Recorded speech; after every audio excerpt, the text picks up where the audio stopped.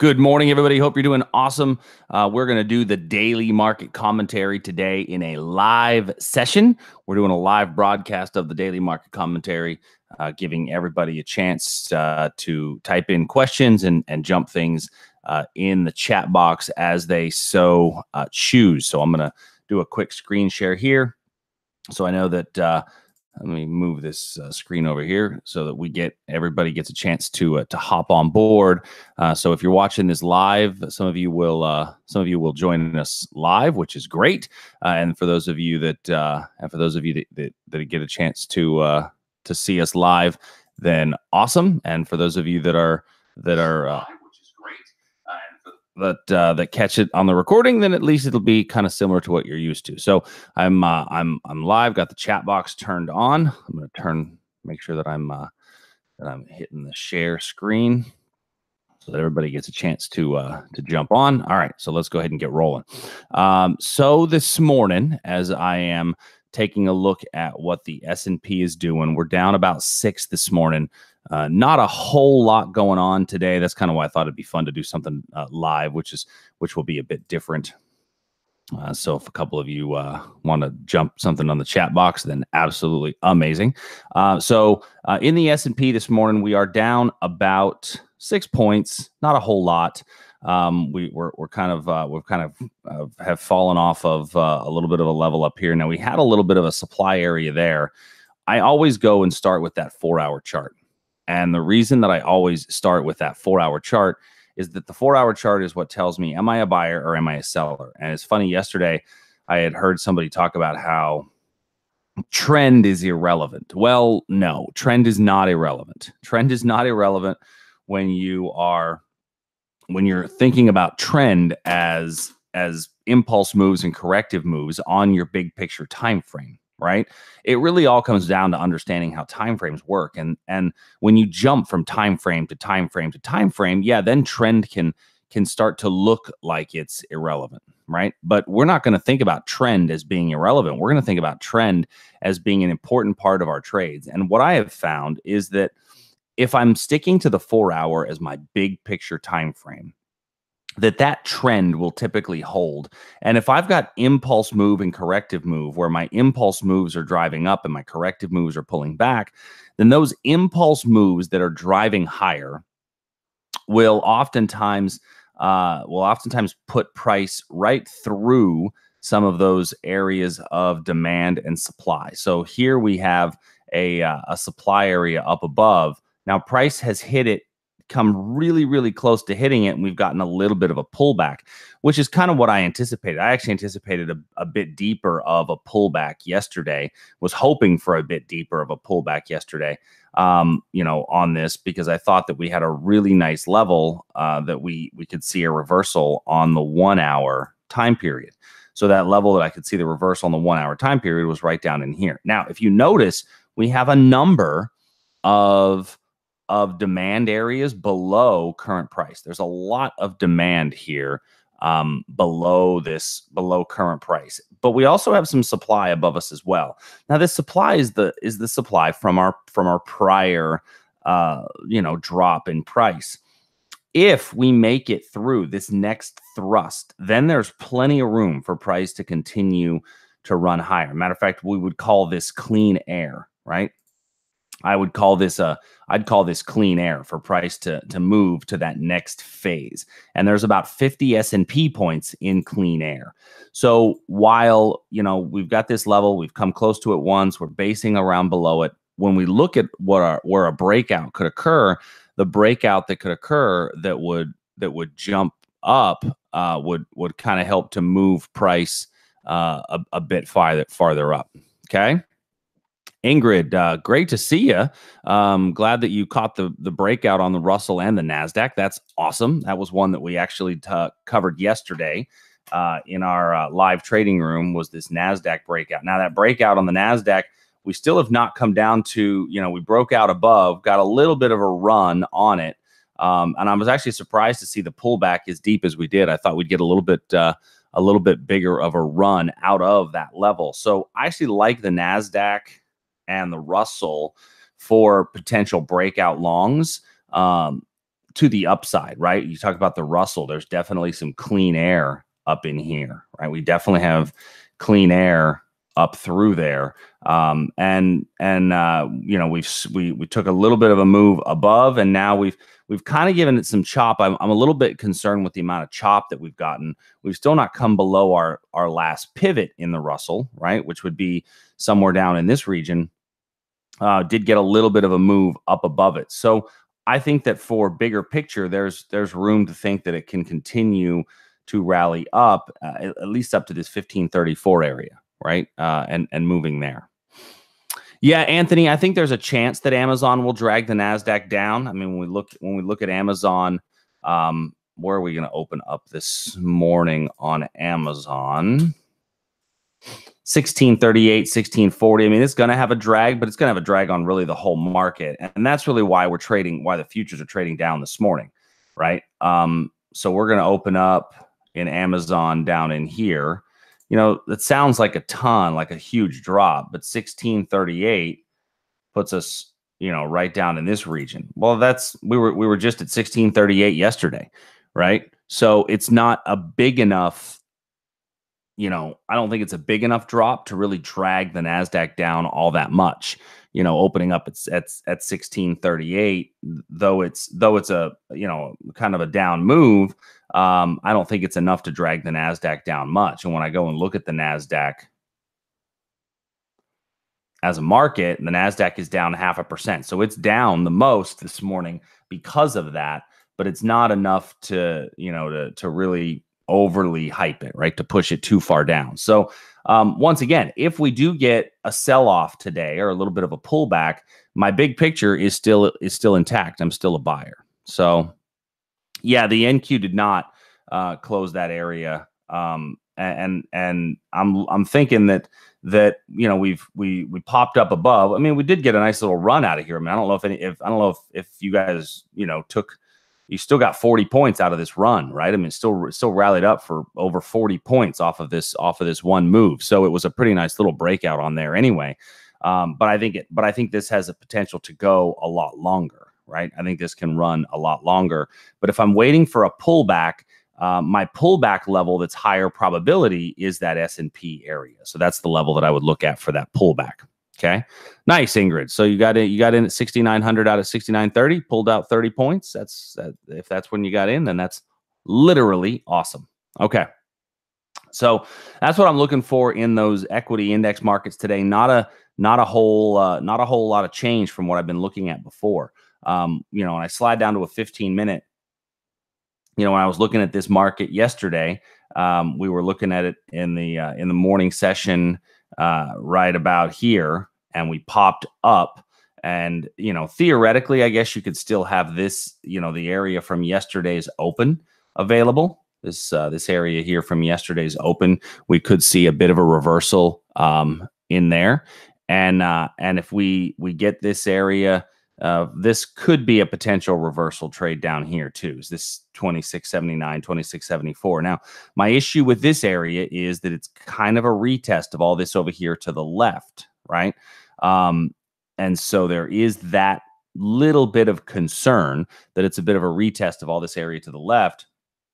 This is actually a good example of what we would consider, you know, kind of a little bit of a trap, right? It came down there and right at market open, boom, we popped up. I was actually really hoping for a pullback a little bit deeper and getting somewhere down there at around the first half-hour reversal market in there. So, all right.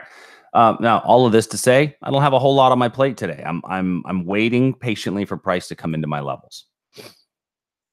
Next, crude oil. So in crude, we had a little bit of a level up here, which I had switched this over to a confirmation style entry yesterday.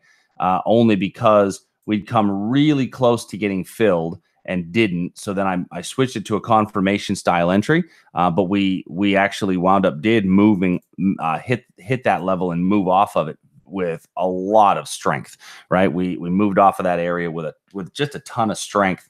And so now I've got to see, well, where's my next area, my next level that I would look at for some sort of a reversal, some sort of an entry if price comes back up. So this level to me, still intact. I'm still going to leave this one intact, because we did do on a 1 hour, because that's a 1 hour level. We did do a touch and go off of that level. Didn't even trade halfway into the zone, which shows me that there's some more strength in there.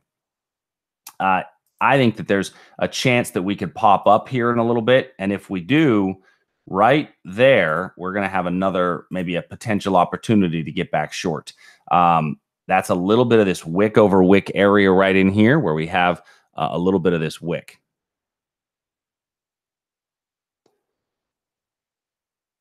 Yes, the stop has to be below the pivot lows and left a confirmation entry. Are you talking about in the Nasdaq, Ingrid?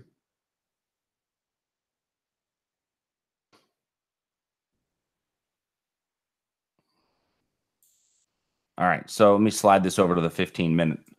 On the 15-minute, so here's that little area right there. Now, this was right around noontime yesterday, which is not always the greatest of time periods for levels. But I think that one's still okay, primarily because when I go back to the 1 hour, this kind of sticks out. Now, we've gotten a few lower wicks. What do lower wicks tell us, right? Think about what lower wicks tell us regarding price. When we see all those lower wicks, what does that tell us about price? Tells us that I've got a lot of buying pressure, right? I've got buying pressure coming in. And when I see all these lower wicks, then I've got a little bit of buying pressure coming in, and that could be what prompts us to pop up to this region, okay? So all that buying pressure could pop us up to that region. And that's kind of why I have that level as a potential for a reversal in place. Moving over to gold. So gold breakout was our best trade of the week. We had a gold breakout along above here. Price rallied up, and then we got yet another move higher. And this gold breakout is continuing its run. So when I go to the daily chart on gold, I talked about this. This is back to that impulse move and corrective move piece, right? We are overextended in gold, no question about it. Matter of fact, if I were to throw my Bollinger Bands on here, talked about this yesterday in the trading room, but if I throw my Bollinger Bands on here, what you'll see is that we are way above the mean, right? We've come above the mean, and we're overextended. Oftentimes, this is when you would anticipate a reversion to the mean back down in here. Well, that reversion to the mean could come back down to where we had this daily gap. Now that we know that gap was on a contract rollover, and if I was to just look at the individual contract itself, it's not going to be there, but it's still going to act as some sort of an area for price to come back down to. Now, the other thing I've got is that if we do come back to there, that's the reversion to the mean place. So all that to say that we are overextended in gold, and I think that there's an opportunity for price to come back down. Not saying that I'm willing to short, because the big picture is telling me to be a buyer. However, if we do get a pullback back down, then I'm going to start to look for really good opportunities to get long. Okay. When I move to the 15-minute chart, going all the way down to the 15-minute time period, as I look at this 15-minute time period, I can see that there's a few areas that could be potential supply up above me that I'm not willing to take, because I'm going against the big picture. The big picture is telling me to be a seller all the way, and telling me to be a buyer all the way. To the extent that this area right here, where I've hit it, pulled down, come close, pulled down, hit it again, pulled down, hit it again, pulled down, this could actually turn out to be another opportunity for a breakout to the upside, right? I'm looking at this on a 15-minute chart, and when we look at our rules for breakouts to the upside, news is coming out. That's what's going to cause a movement. Now, we don't take breakouts on news, right? But one of the things that I want to look at, and one of the things that I want to consider, is what can the market do, and where can I get reversals? And that's a reversal that's been hit a couple of times, but been unable to really turn from that level. So if it's been unable to turn from that level, then that tells me that there's a chance that it could pop out above that level. When I look at my breakouts we have our trade optimization plan, which is how do we score the probability of the trade. I call it the TOP. Trade optimization plan is scoring the probability of that trade, and what we look for is how many times did that level get touched, right? And actually, I think that's going to be uploaded today to the website for those of you guys that are Traders Army subscribers. That's going to be uploaded, I think, today. We spent some time last night finalizing it. I think we're going to finalize the breakout top worksheet, so that you're going to have the reversal and the breakout once you can download from the website. All right. So so that is our level I look for in gold. I think there's a chance for a breakout above this 1327 area. If you want to take the short, I think there's an opportunity to get short. I think you've already, I think that there's still a chance we could pull back to here. I'm just not willing to take it. All right, moving over to bonds. So in bonds, we had a breakout to the upside. Breakout to the upside worked out until we got our confirmation short on the 15-minute. We got our level. Price moved down. Now, remembering our 6 candlestick rule, that confirmation short that I'm looking at here would tell me that we haven't really started the move, and we should probably close this thing out. So, for those of you that did get into this on the short time period, then, if you're in it, move your stop to break even and you're not going to really hurt yourself. If you're not in it, I don't know that I would get in it yet because we've not gotten any substantial movement. So the breakout worked really well. So those of you that took the breakout, hip, hip, hooray. Hopefully you guys, hopefully you got that.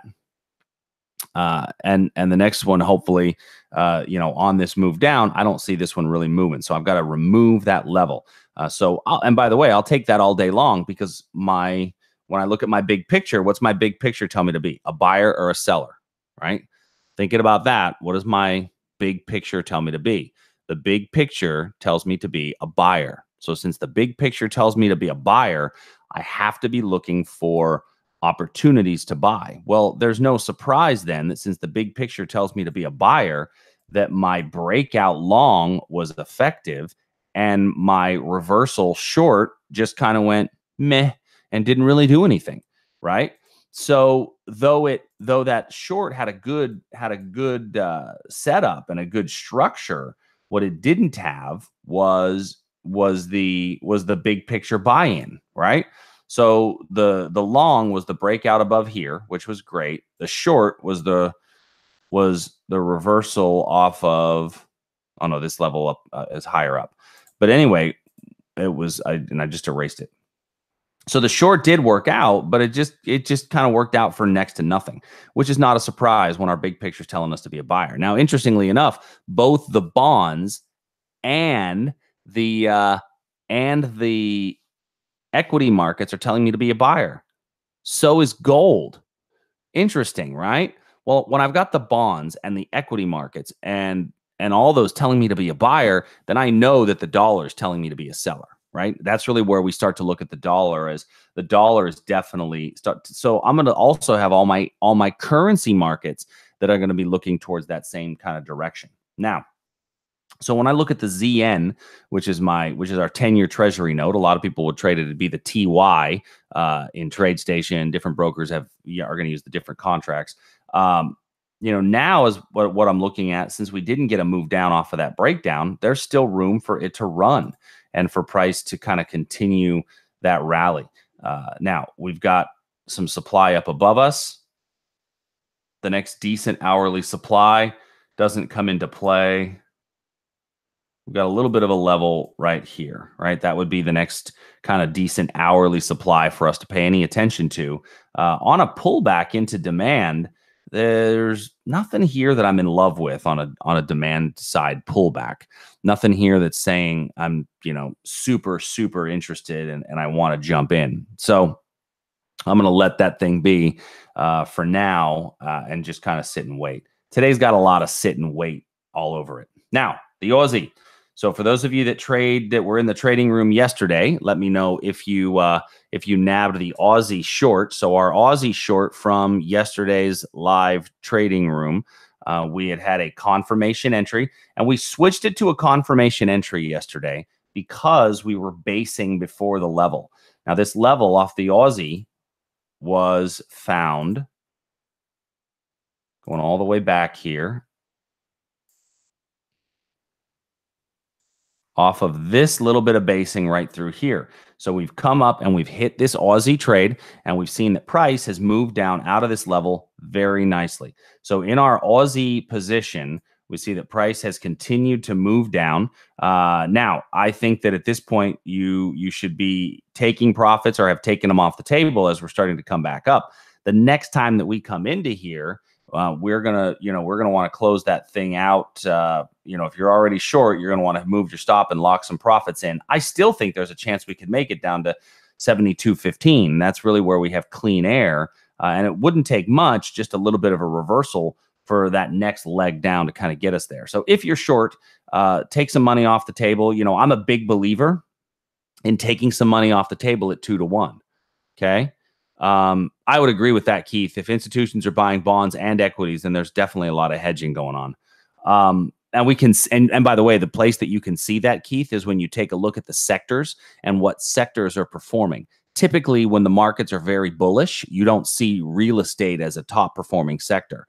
When I go look at my sector comparison charts, I see that real estate XLRE is my top performing sector over the last while, and that which is not normal, right?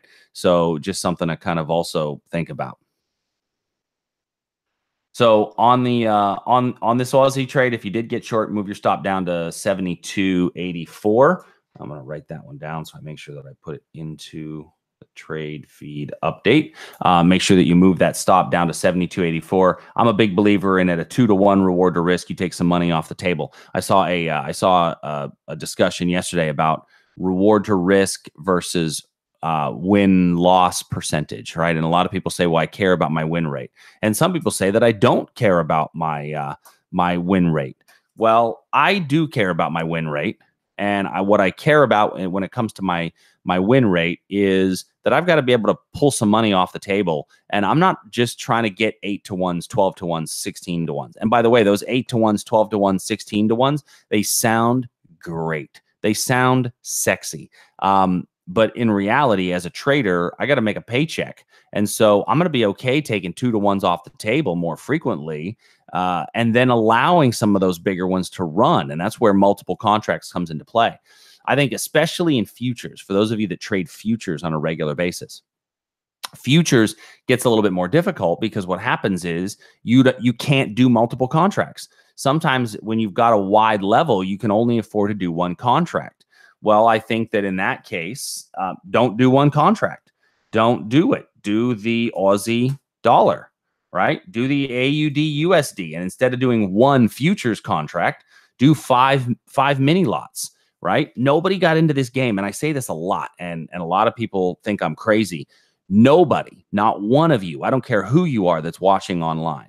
Nobody started trading because they said, oh, I want to be a futures trader. No, you don't. You started trading so that you can make money, so that you can live life on your terms, right? That was why you started doing this. So don't force yourself into trading futures. What's great about trading the currency pairs is that instead of doing just one futures contract, I can do 5 mini lots, right? Or 10 mini lots, or whatever size fits your risk profile, which allows you to take one off the table and allow the rest to keep going. And that's really where I see the confluence in those markets. Now, oh, good question. If the big picture is telling me to be a buyer, where's supply's fairly weak now here up above. Where is their quality demand? Well, Anthony, I wouldn't say that there's any quality demand until there's still this area down in here. Excuse me. I think the area down in here still becomes our more quality area of demand. So I'm still waiting on this down here. I'm not willing to jump in. However, if we come up to this region and we base below here, this could become a breakout long opportunity to go to that next area. Okay. Now, a lot of you that haven't been watching my videos on a regular basis, you notice that I have a lot of lines on the chart. And here's my rule. When I draw a line on the chart, I leave it on the chart. And I leave that line on the chart because that line on the chart is what tells me where price may go, right? That's really what I'm doing, is I'm looking for where price may go, because those lines that we have are still valid, because oftentimes those orders will still be in play.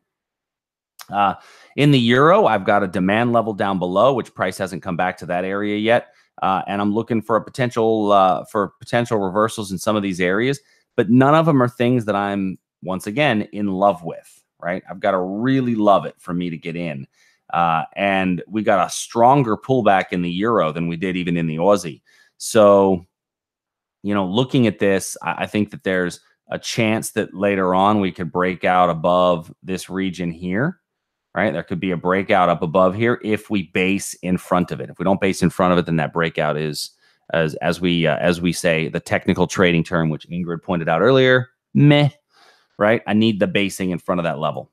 Canadian dollar. Now, the Canadian dollar yesterday, I had talked about this area of supply. Now, we broke above this area of supply, and I was looking at this as a potential new area of demand. So I won't leave a level on once it's been violated, unless I see that has some future validity going forward. And I think that this could still act as a demand level going forward. Now, this area up above here was our area of supply on the small time period, where I thought that we may get a little bit of a reversal if we trade halfway into the zone. We haven't traded halfway into the zone.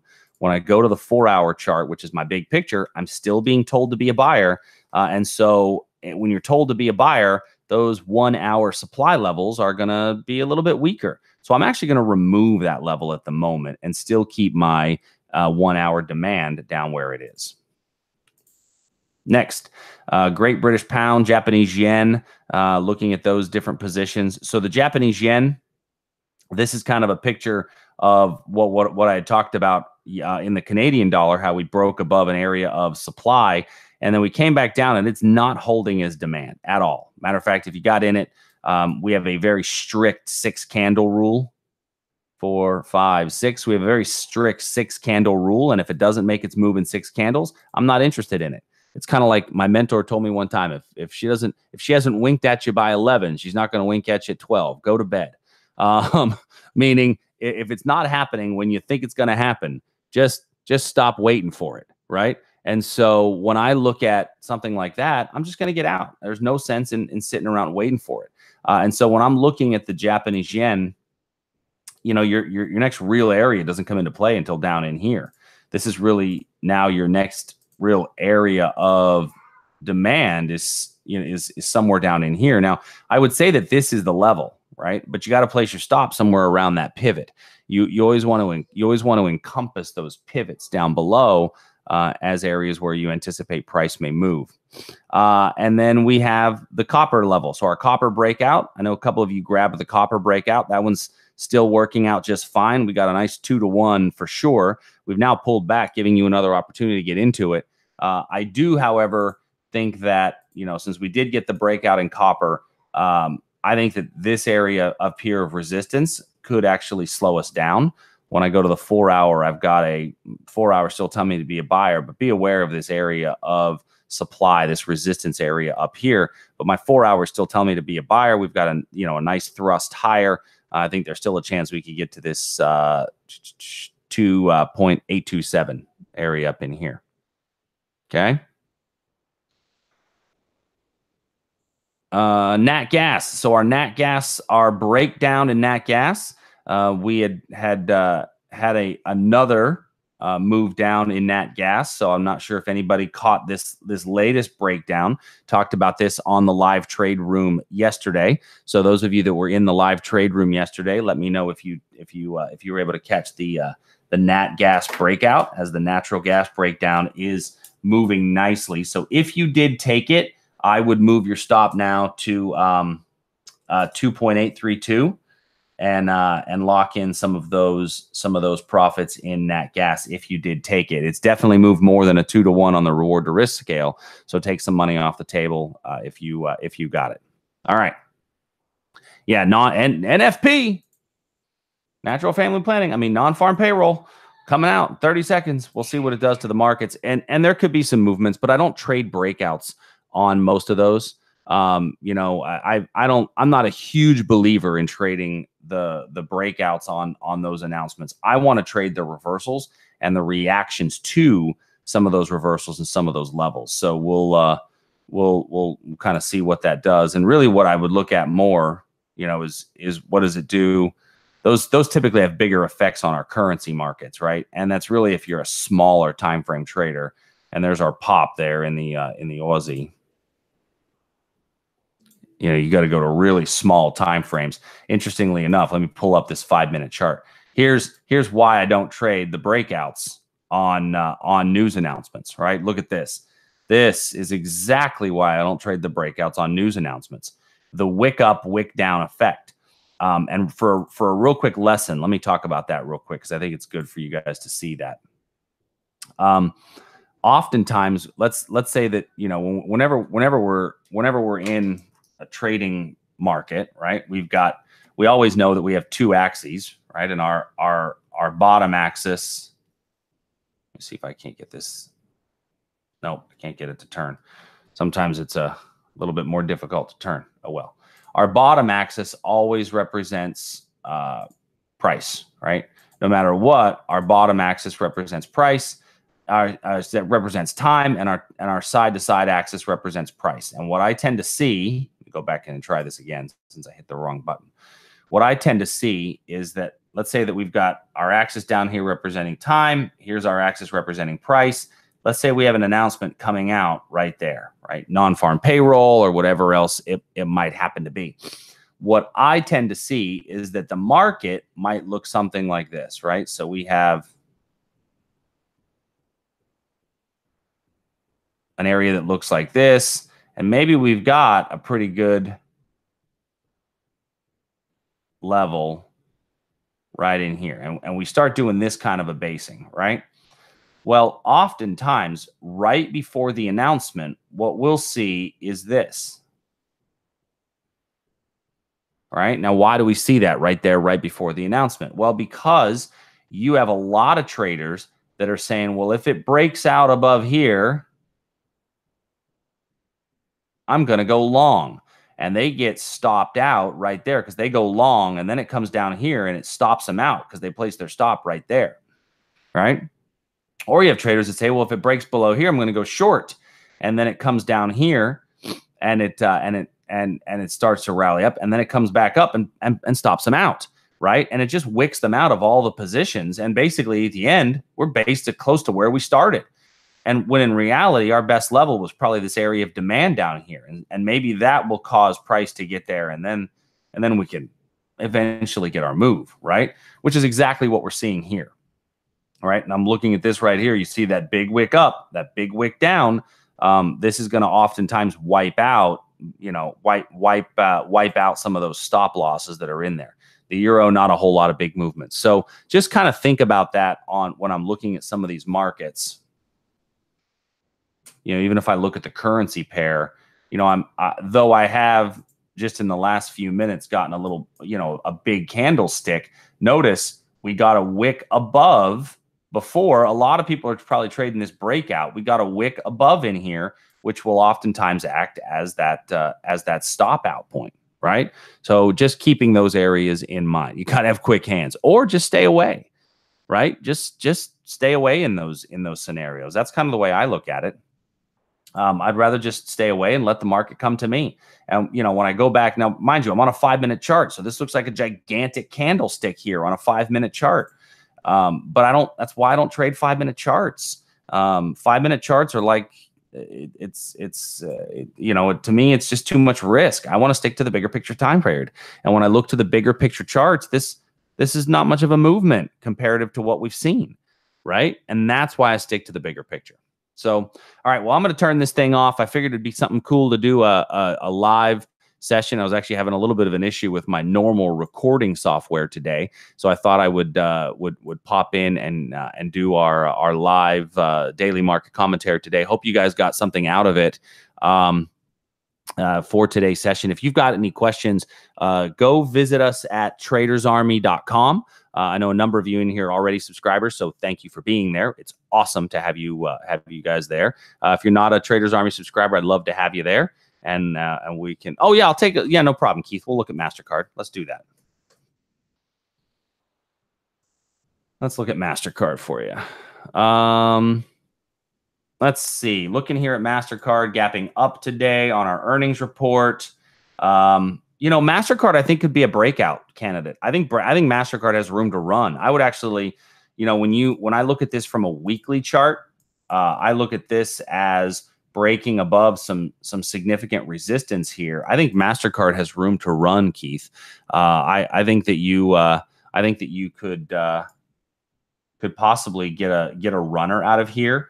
You know, you've got some resistance up here, up above us, but I look at the overall strength of the market in general, and I think that this one, you know, you could get a decent run out of here. So I kind of like this for a potential breakout to the upside. This is actually, from a fundamental perspective, they've got pretty good fundamentals. Gap up, I think this could give you a gap and go opportunity. Gap and go scenario. If you want a way to play the gap and go scenario on the daily chart, one of the things you could do is trade the gap and go in a candle to candle style, meaning getting long when we get above today's high, because, you know, today we may or may not get a lot of movement, but getting long when we get above today's high with your stop just below today's low. So what you can do is do more of a confirmation style entry, not necessarily getting in today, but basically getting in Monday after our high on after today's high with our stop below today's low. So just that's a way to consider it. And when I throw up my implied volatility, so this is our customized implied volatility chart for those of you guys that have seen it. We just basically take our implied volatility and look through our thirds.